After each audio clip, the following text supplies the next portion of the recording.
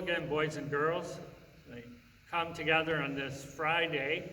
You'll notice that we have returned to ordinary time. I'm wearing green. It's actually celebrating the 10th week of ordinary time. This Friday, I came across the first reading for today. It's one of my favorite readings, so I thought I'd just read that to you to begin with and talk a little bit about it with you today.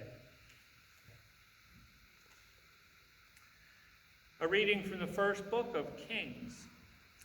At the mountain of God, Horeb, Elijah came to a cave where he took shelter. But the word of the Lord came to him. Go outside and stand on the mountain before the Lord. The Lord will be passing by. A strong and heavy wind was rending the mountains and crushing rocks before the Lord. But the Lord was not in the wind. After the wind, there was an earthquake, but the Lord was not in the earthquake. After the earthquake, there was fire, but the Lord was not in the fire.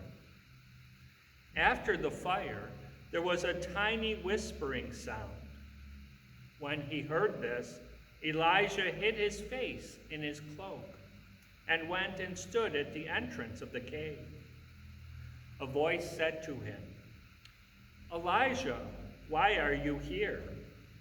He replied, "I have been most zealous for the Lord, the God of hosts. But the children of Israel have forsaken your covenant, torn down your altars, and put your prophet to the sword.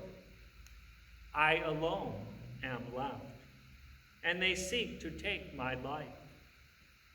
The Lord said to him, "Go, take the road back to the desert near Damascus.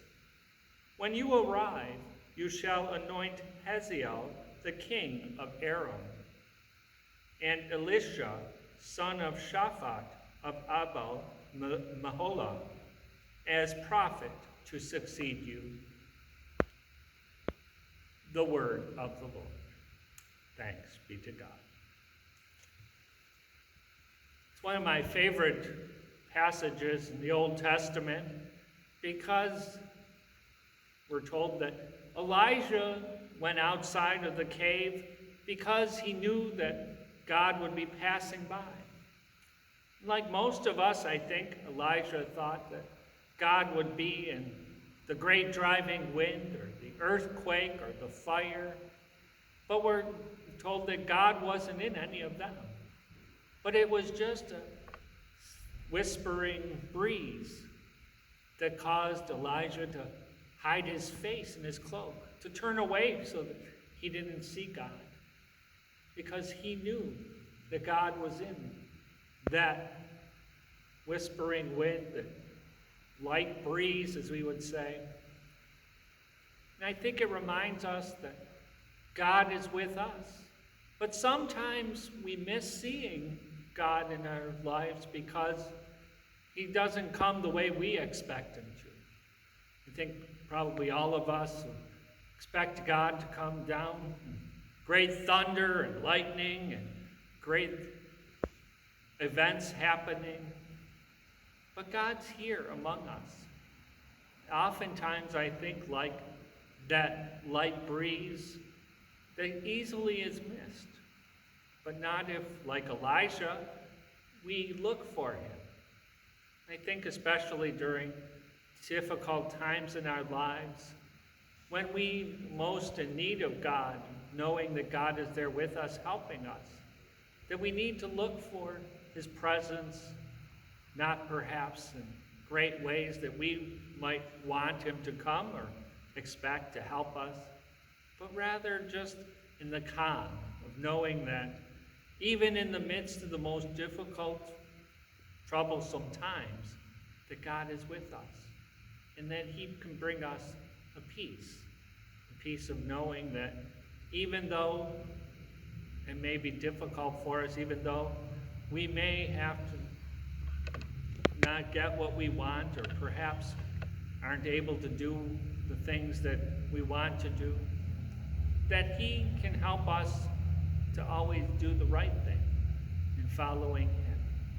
So today and every day, may we look for that presence of God, maybe a smile or a kind word from someone else, maybe in the helping hand that we didn't expect, that God is there. And through those things, we know that God is with us. And with God's help, that we can overcome any times of difficulty, any struggles, and know that he is there with us. So as we continue on this difficult time in our lives and our world, may we rely on God's presence and know that he is there with us. Look for him. Maybe not in the fire and the wind and the earthquakes, but in the gentle breeze that guides us and through his Spirit and helps us to follow him faithfully throughout this life. I hope you're continuing to be safe and healthy at home and continuing to devote yourselves to your school work as we draw ever closer to the end of this school year. And hopefully we'll be able to see you all again when we're able to come together, perhaps in September, and join together as our St Aloysius community and know that we too can always follow God and look for him and help others to experience in him through our words and our actions, and know that he is with us and through us with the others in our world as we continue to follow his way.